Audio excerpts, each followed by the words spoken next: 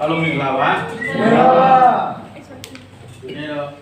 ငူချင်းဒီလိုလူကြီးချင်းဒီလိုပါလို့ကြင်ကြတယ်နော်ဘယ်နဲ့ကြတဲ့ချင်းနဲ့ခုနရစီချင်းနဲ့ကျွန်တော်လည်းတစ်ဆက်ဆက်ကိုတုံးလာတော့လည်းအရင်ကိုပြောဆက်တာပါဒါလည်းYou cannot like this. ပြီးတာတော့ဘယ်ချင်းပဲပြီးပေါ့ဟုတ်တယ်မလား ဟုတ်ပါလေပြောတဲ့လူကဘလုံးကြွပြီလေဟုတ်တယ်မလားကျန်တဲ့လူကပဲကျန်တော့နေဆိုတော့နိုင်ကြီးမကြည့်နဲ့တော့เนาะဆရာပြီးတဲ့ချိန်မှာပဲပြီးတာပေါ့เนาะဆရာကပဲကြည့်တာနိုင်ကြီးတော့မကြည့်နဲ့ဆရာကပဲတော့ကဲရှင်လူကအခန်းကြီးကြီးအငယ်ငါကနဲ့ဆရာကျွန်တော်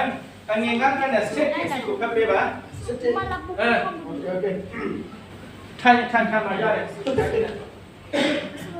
ယူရပြည်ကိုဆွဲတော့ဟေရုမင်းကြီးလက်ထက်အဘိယအတင်းအဝင်ဖြစ်၍စခရီအမေရှိသောယေဘရိုက်အပေါင်းရှိကဲခဏလေးဘယ်သူလဲအဲ့ဒါပြည်လက်ထက်ဘယ်သူရှိလဲအဲ့ဒါမှခန်း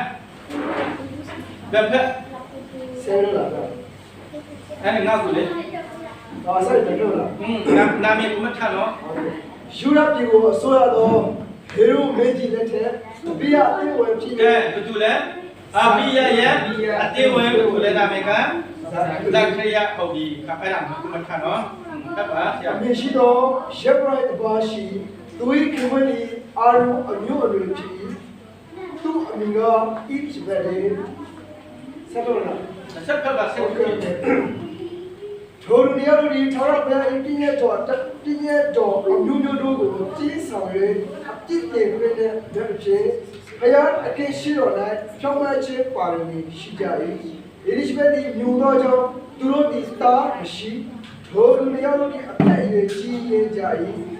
ဇာခရီဒီမိမိအသေးနဲ့တကွာအလေးတင်ဘုရားအကင်းရှိတော်၌ယေဘရအမှုကိုဆောင်ရွက်နေ၍ယေဘရထုဇေအတိုင်းစေရရှာဖြင့်သူဒီထာဝရဘုရား၏ပြည့်တော်အဖြစ်တို့ဝင်၍လက်တာဘောက်ကိုမရှိရ၏ထိုလက်တာဘောက်ကိုမရှိသည့်အရှိ၍လူများအပေါင်းဒီပြင်၌စူတောင်းတဲ့အနေကြ၏ရပါလားစစ်တိဖက်ပြီလားစစ်တိစစ်တေထိုလာထာဝရဘုရား၏ကောင်းကင်ဘုရားထေရှာ၍လက်တာဘောက်ကိုရှုသောရက်ပလင်လက်ချဖက်တိုင်းရက်နေဒီကို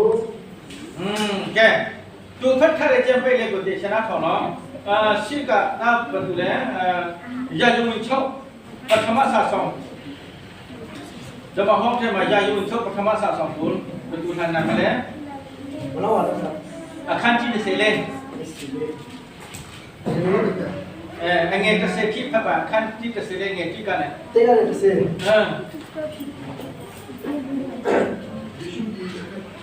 အာယုအမျိုးသားအတိအချာ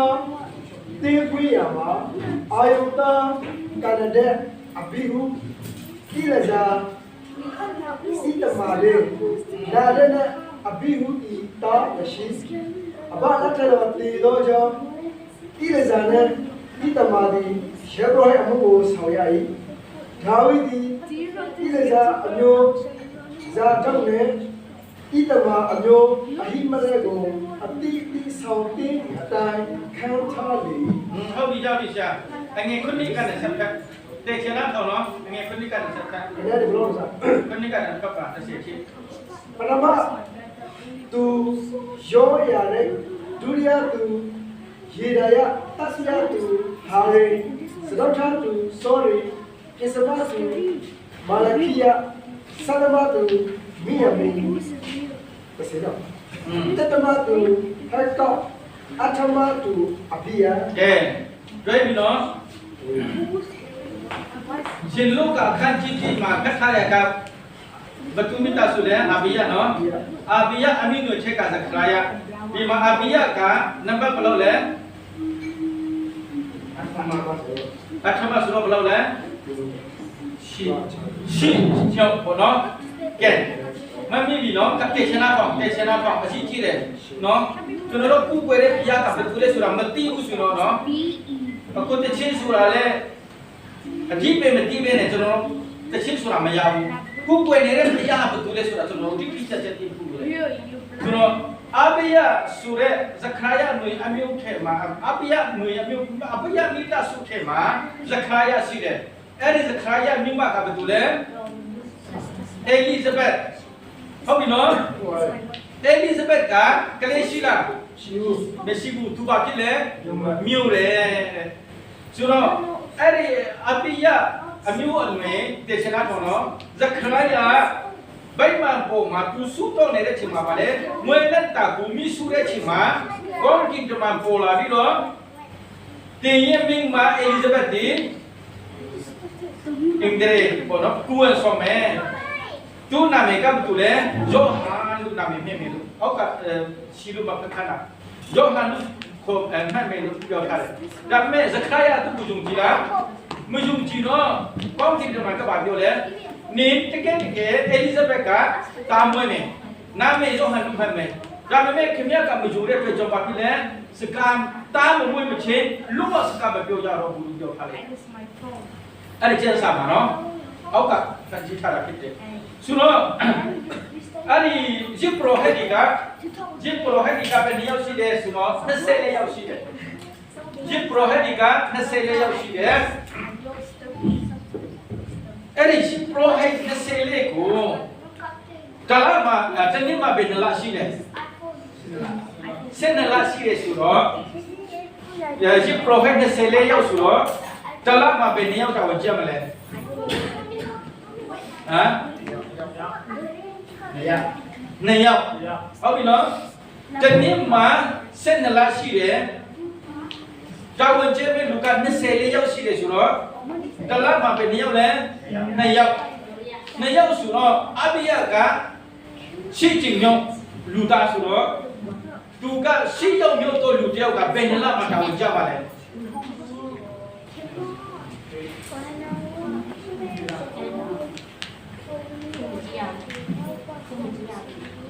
ဆရာပြောတာရှင်းလားခင်ဗျားတို့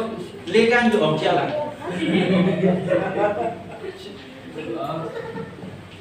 ရှစ်ပရိုဟက်20လေးရောက်ရှိတယ်ဒါဒီမှာ7လရှိတယ်ဆိုတော့တစ်လမှာ2ယောက်ရှိကြဝင်ခွဲတယ်ဆိုတော့ရှိကျင်မြောက်လူတယောက်ကဘယ်2လမှာတောင်းချက်ပါလဲရှင်းလမြောက်တမီပြောသူရောက်တယ်တမီရောက်ကြမှာပါ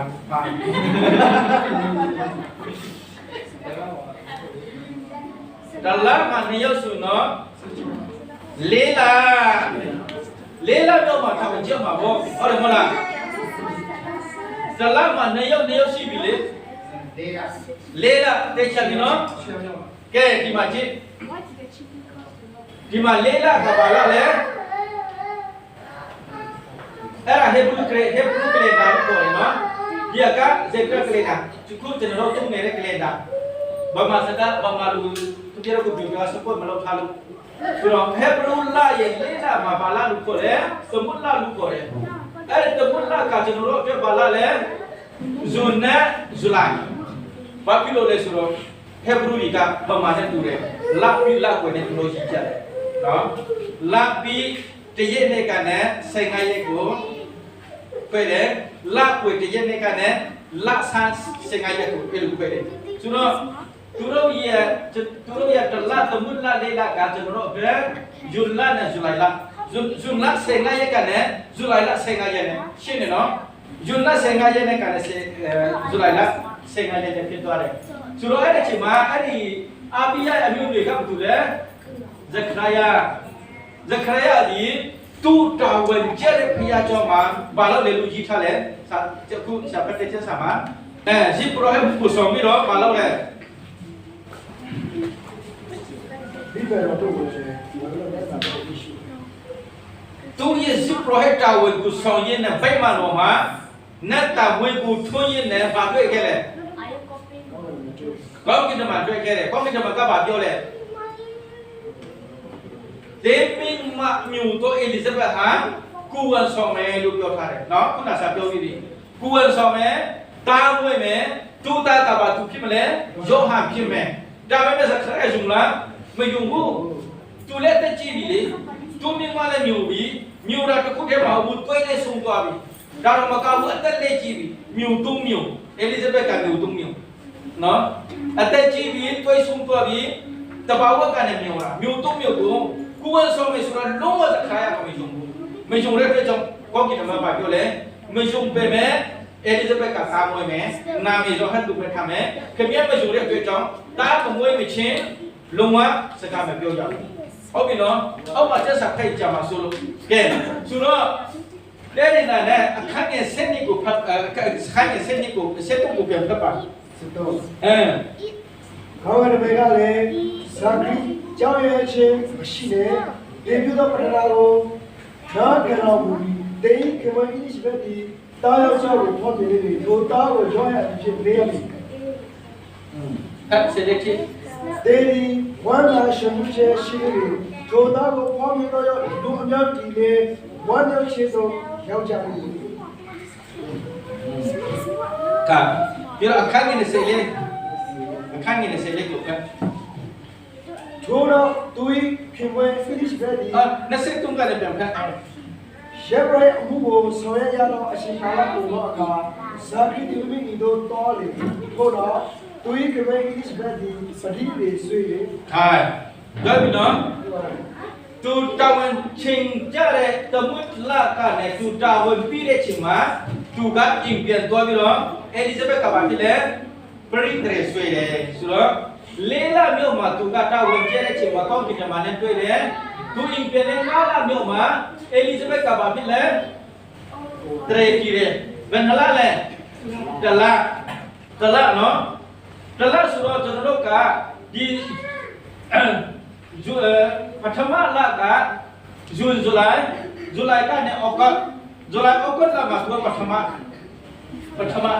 เยอะพี่น้องสุดเอลิซาเบธดีมาชีเอลิซาเบธกันละนั่นละอะไรเลยฮะเอลิซาเบธกันละเนาะดีมานั่นละดีมาตรงละเลละงาละอันนี้นี่เสียชื่อบุพเพ哪来的那个？家里的那时候就来，单位有的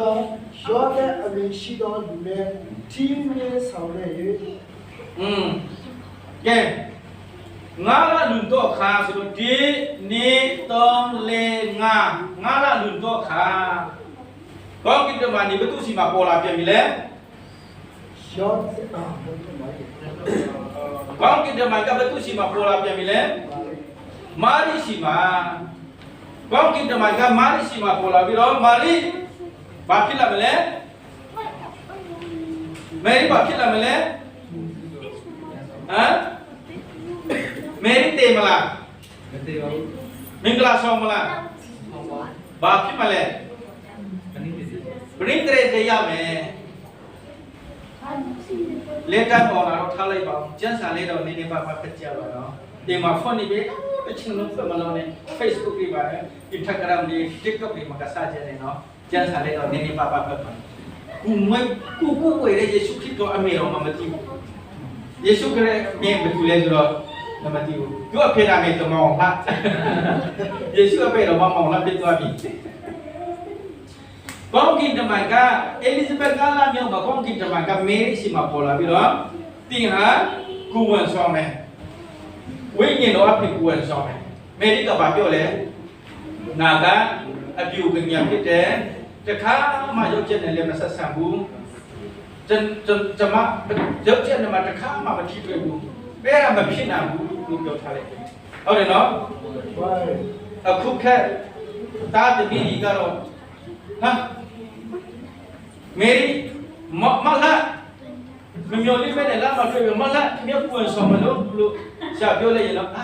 กูจะเป็กกะชาโจรเนี่ยเป็นช่วยได้ชิงมาเมียพิจารณาเห็นไหมเปียวเมียกูสอนมาเนาะเอลิเบธเอาไปการสิ่งนั้นจะเป็กกะโอ้ตลาดลูกกะชาอาโจรเนี่ย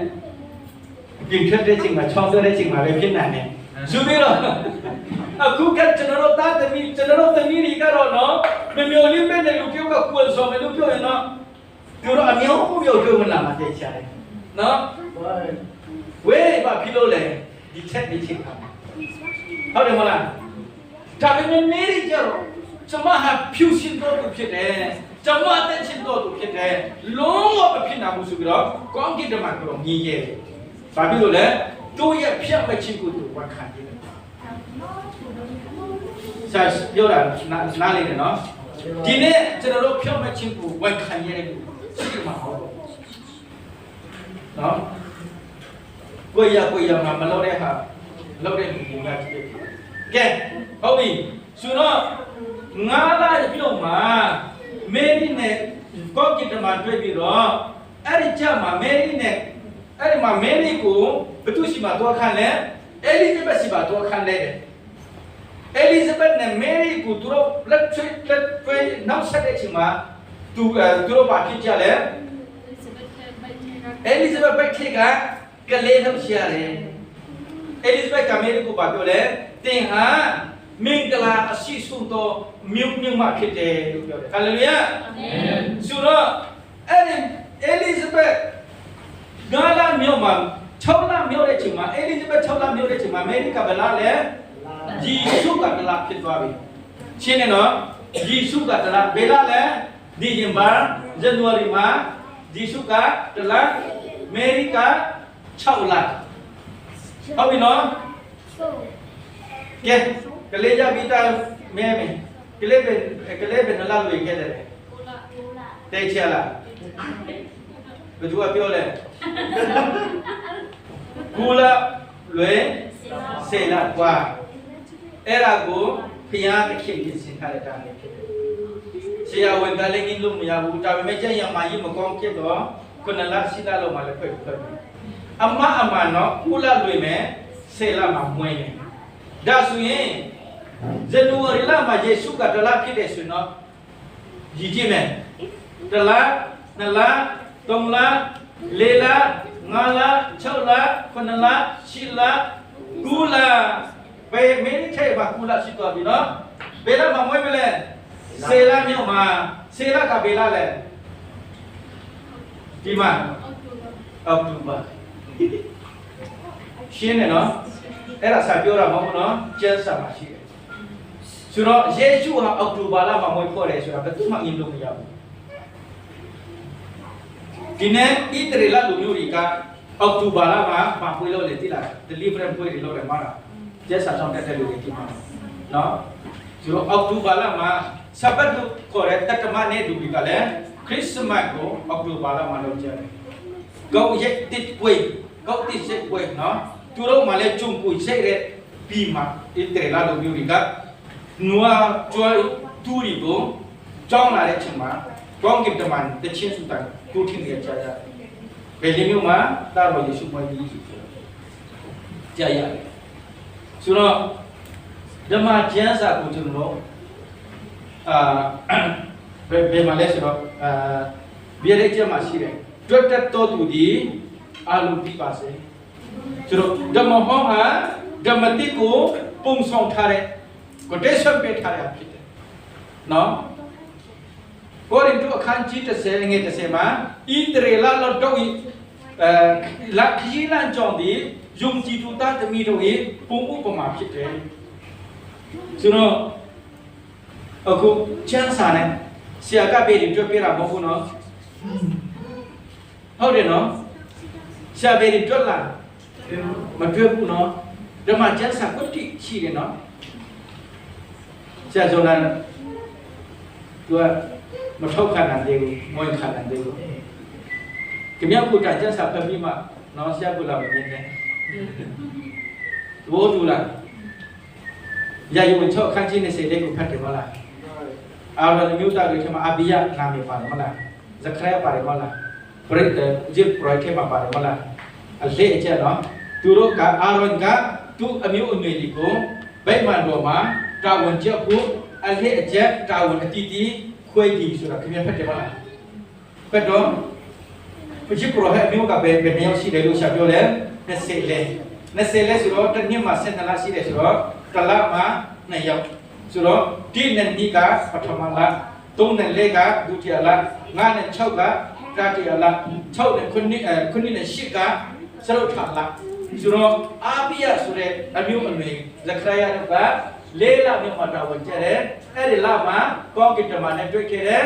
မေရီကကွယ်ဆောင်မဲ့လူပြောထားလိုက်တယ်မယုံတဲ့အတွက်ကြောင့်ဇခရယာစကားပြောနေတာမပြောလာတဲ့အချိန်မှာယောဟန်မွေးဖွားလာတဲ့အချိန်မှာသူတို့ကနာမည်မဲ့လို့ပြောထားတယ် ဘလူးမြတ်မလဲသူ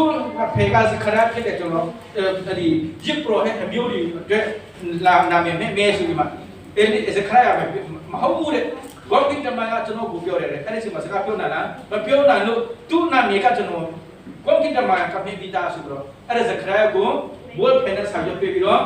စခရကစကားမပြောနိုင်ပဲနဲ့ယောဟာဆိုပြီးတော့ယူထားလိုက်တယ်အဲ့ဒီချိန်ကနေစပြီးတော့စခရကအတန်ထွက်လာတယ်စကားပြောနိုင်တယ်အဲ့ဒါတော့ကျွန်တော်တနည်းလုံးစကားမပြောနိုင်ဟာก็ဘယ်မှာတော့ကျွန်တော်တောင်းတန်းတော့ချင်းတိုင်းဆော်တဲ့ချိန်မှာဘောကိတမကျွန်တော်စီမှာပေါ်လာတယ်ဘောကိတမကကျွန်တော်ကိုပြောတယ်ကျွန်တော်မယုံခဲ့လို့ကျွန်တော်စကားမပြောနိုင်တာဖြစ်တယ်အဲ့ဒီကျွန်တော်တားလေနာမည်ကဘိုးကောင်းကိတမကနာမည်ဖြစ်ပြီးသားဒုနာမည်ကဘယ်သူလဲဆိုတော့ယောဟန်လို့ကြီးထားတဲ့အချိန်မှာအဲ့ဒီနေ့ကလည်းသူလည်းစကားပြောဖြစ်တာဟုတ်တယ်မလားဆိုတော့ယောဟန်နဲ့မေရီကကျက်ဆာမှာတိကျပြောထားတယ်နော်ငါလာပြီးတော့အခါနော်မေရီ6လပြည့်တဲ့အခါမှာမေရီနဲ့အဲလီဇဘက်နဲ့တွေ့ပြီးတော့သူတို့ကိုယ်ထဲမှာရှိတဲ့ကလေးတွေထောက်ရှက်လာနော်ဝိညာဉ်တော်နဲ့အဲလီဇဘက်လည်းဝိညာဉ်တော်နဲ့ကိုယ်ဆောင်တယ်မေရီလည်းဝိညာဉ်တော်ကိုယ်ဆောင်အဲ့ဒါကြောင့်ဝိညာဉ်တော်တာနေအောင်ဟာဖြစ်တွေ့တဲ့အချိန်မှာသူတို့အမေတွေ့တဲ့အချိန်မှာထောက်ရှက်ကြတယ်ဆိုတော့ယောဟန်ဒီယေရှုထဲ6လကြီးတယ်ဆိုတော့ဇန်နဝါရီလမှာတလဆိုတော့အောက်တိုဘာလမှာ10လဆိုတော့အဲ့ဒါဘယ်သူမှငြင်းလို့မရဘူးခုနပြောတယ်မလားကိုလာတွေ့တယ်10လပါတော့ဆိုတော့ဓမ္မကျမ်းစာကကျွန်တော်ကောင်းကင်နဲ့မဲ့ကြည့်ဘူးပြည့်စည်တော်လဲနောက်ကပတ်တော်ဒီမပြည့်စည်အဲ့ဒါကြောင့်ဘောဒီတိကျကျကျွန်တော်တို့ interpretation မှာပါနာသူမြောက်ဦးမလီနော်ဘုရားသခင်ကကျွန်တော်တို့ကိုပြောတယ်ငါယေရှုခရစ်တော်ကငါကိုယူလင်ထာဝရတရားမယ်ဟုတ်ပြီနော်ထာဝရတရားထားပြီကဲတင်စီရဖို့ပဲတော့ပြည့်ထားလိုက်ငါကိုယူတဲ့ဖြစ်ဖြစ်မယ်လို့ပြောတာငါကိုယူရင်တဲ့အင်းမီကားရမယ်လို့ပြောတာမပြောဘူးထာဝရတိုက်ကိုရမယ်ဆိုတော့တင်တော့အတွက်အသေးခံရမယ့်အစားအပိယအခါကပါလဲတေချင်းအဲ့ဒီအပိယအခါတေချင်းကိုငါကအတေခံပေးပြီးတင်းတော့တေရှာမလို့တော့ဘူးတင်းတော့ကျူးလွန်နေတဲ့ကာယကံဝစီကံမနောကံနဲ့အားလုံးအတွက်တင်းတော့အဖြစ်ကျူးလွန်တဲ့အဖြစ်တရားတွေဟာငါရအတွေ့အဖြစ်ဖြူစင်စေပြီးမုပ်လို့ဖြူစင်စေပြီးနော်အဲ့ဒါကြောင့်တင်းတော့အဖြစ်လုံးဝထိကြောပြလိုက်ပြီးအဲ့ဒါပြုလုပ်ပါယုံပြီးပြီဆိုတော့ငါအတွက်အသက်ရှင်ရမယ်ငါတော့ကိုလည်းရမယ်ကိုလက်ဝတ်ကားတိုင်းကိုထမ်းရမယ်ဆိုတော့ကိုလက်ဝတ်ကားတိုင်းကိုထမ်းပြီးတော့နေ့စဉ်ခရစ်တော်အတွက်အသေးခံပြီးတော့နေ့စဉ်ယေရှုခရစ်တော်နဲ့အတူချော့နှံပြီးတော့ဒီလောကမှာကယ်တင်ခြင်းရပြီးမှနော်ထာဝရအသက်ဘုရားသခင်ကပေးပြီးမှအသက်ရှင်နေတဲ့အချိန်ကာလမှာဆရာမေတ္တာပြောတယ်မျက်စိမြင်တဲ့အချိန်မှာနားကျက်လာတဲ့အချိန်မှာဖူကန်လာလို့ဆက်လာတဲ့အချိန်မှာမိအတွက်မိသားစုအတွက်မဟုတ်ဘဲနဲ့နံပါတ်1ဖယားအတွက်အသက်ရှင်ကြအဲ့ဒီကပါလေဒီလောကရဲ့အသက်ရှင်နေတော့မှကောင်းခြင်းမိကလာခံစားရဖို့မဟုတ်ဘာဖြစ်လို့လဲတနေ့နဲ့ချင်းချင်းကျွန်တော်တို့ကိုချီစော်ခြင်းခံရလိမ့်မယ်အဲ့ဒီမှာတော်ဖို့အတွက်ဖြစ်တယ်ကျွန်တော်တို့လောက်ဆောင်နေတဲ့အရာဒီအလုံးဟာဒီလောကမှာအဖြစ်ရဖို့ကဖယားသခင်ပေတော့အတိမပေးဘူးဒီလောကမှာချက်တမယ်ပိုက်ဆံတစ်ထောင်ပေးရင်ငါထောင်ရမယ်ငါထောင်ပေးရင်တသိရမယ်ဆိုတာကစာတန်မာနဲ့လိမ့်မယ်ချင်းအဲ့ဒါမှတ်ထားနော်ခင်ဗျားတို့နာခံမှုရှိရင်ခင်ဗျားတို့အဲ့လိုလူတွေနဲ့ဒီကောင်းချင်တဲ့လာခံစားရမယ်ကျမချင်းကောင်းမယ်ဘာညာတွေကစာတန်မာနဲ့လိမ့်မယ်ချင်းနံပါတ်1ဖယားအတွက်တက်ရှင်နေမယ်ဆိုတော့ဖယားရဲ့ဘုရားထင်ချက်ဖို့ရတယ်ခင်ဗျားရဲ့အနာရောဂါလည်းငြိမ်သက်စေတာဟုတ်ပြီနော်အဲ့ဒါတော့ကျမဖို့ချက်တာဖို့ငြိမ်သက်ကျမကြီးကောင်းဖို့ဖယားကိုမကူတွေ့မယုံကြည်နဲ့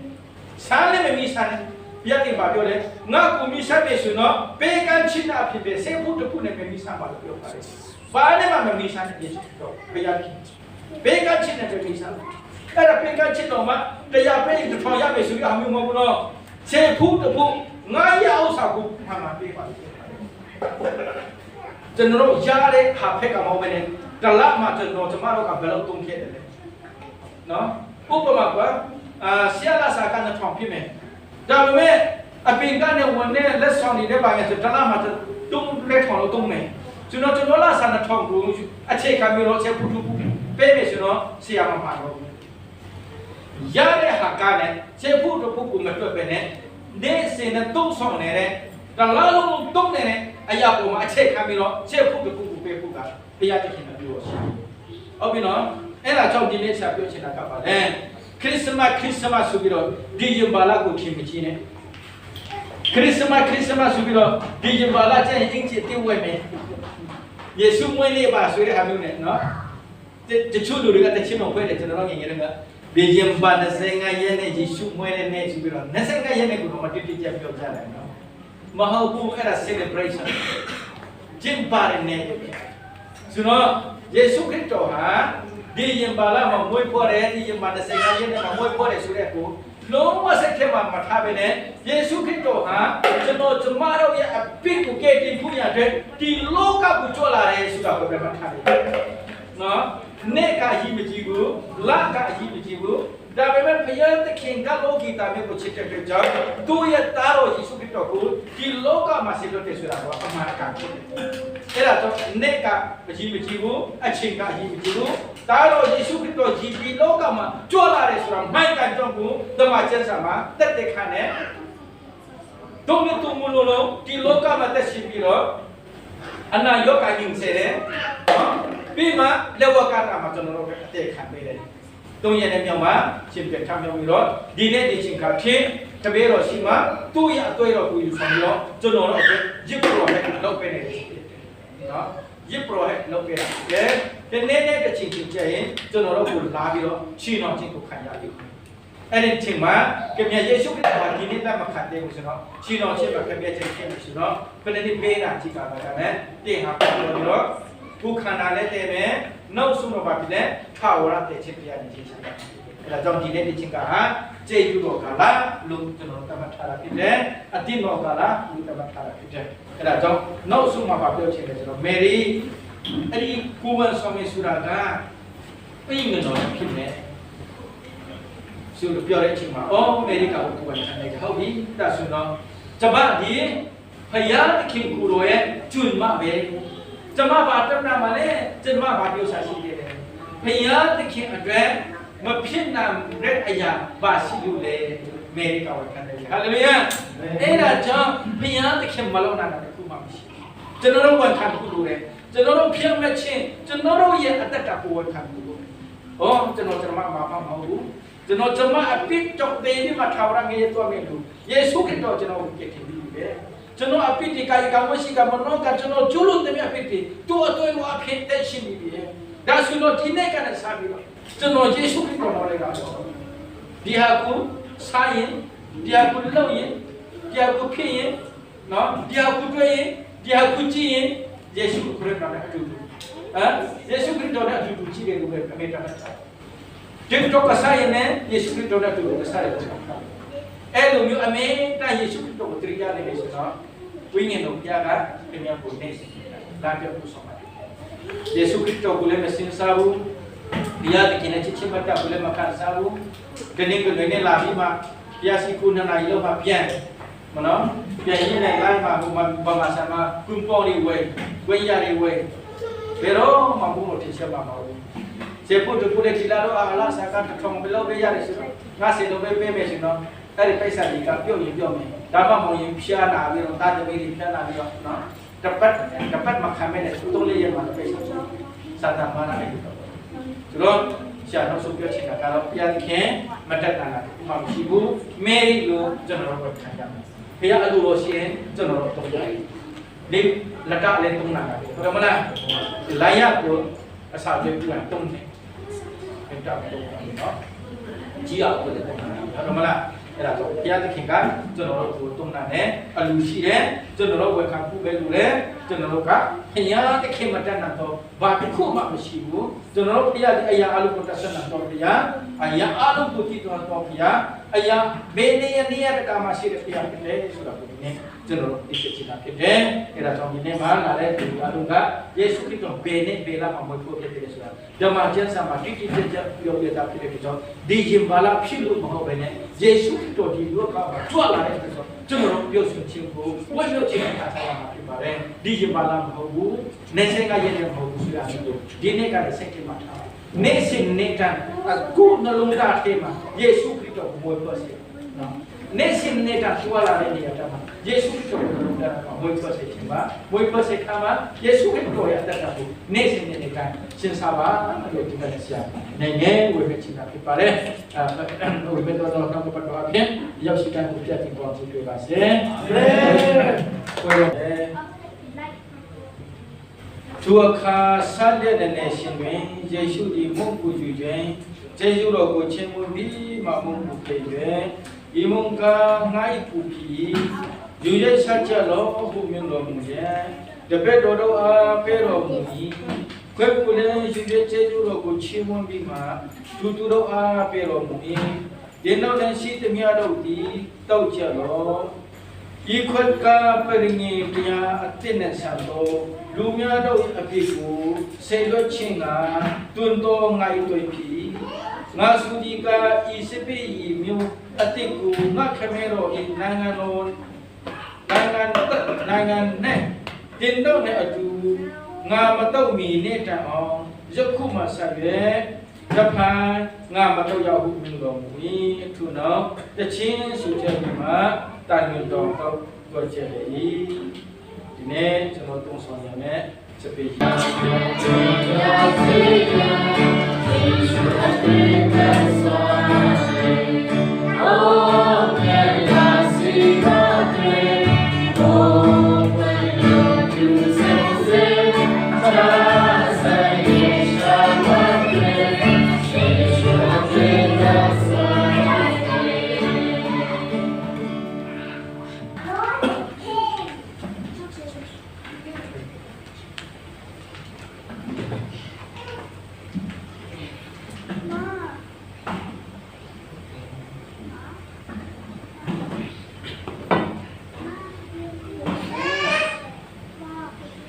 ယေရှုခရစ်တော်ဟာ